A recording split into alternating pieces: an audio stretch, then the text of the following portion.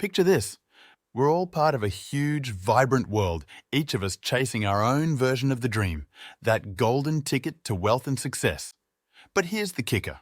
It's not where you're from, the color of your skin, or how much money your family has that's going to seal your financial fate. Nope, it's a whole lot more complicated and interesting than that. It's about your drive, how society's big puzzle fits together, and your knack for grabbing the right opportunities by the horns. So why do so many of us find that elusive pot of gold just out of reach? Let's break it down, shall we? Imagine the whole world's population represented by 100 dots. These dots show us the whole spectrum from living it up in luxury to scraping by. To hit that wealthy status, you've got to be in the top 20%, leaving the bottom 20% in what we call poverty. Most of us land somewhere in the middle class, which itself is split into upper and lower halves. But here's the twist. Being rich is all about comparison. You're only considered rich if you're doing better than a good chunk of the people around you. This means, to be dubbed rich, you've got to outdo 80% of the folks around you, whether we're talking globally or in your own backyard. By this measure, a whopping 80% of us won't make it to the rich list. It's a hard pill to swallow, right? Now let's spice things up by throwing in a bit of history. Today, almost all of us live better than folks did a century ago. Yes, even better than the kings and queens of old. Imagine that! Back in the day, if you caught a cold, you might as well have crossed your fingers and hoped for the best, with medicine that was more hocus pocus than anything else.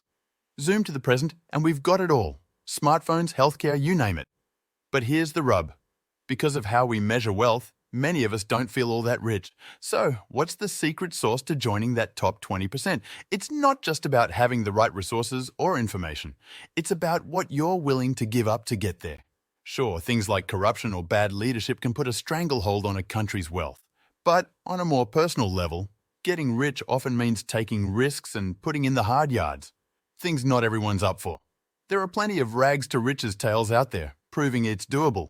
But let's face it, the journey is packed with sacrifices, whether it's moving to where the jobs are or buckling down for some serious work and learning. In essence, life is about choices and sacrifices.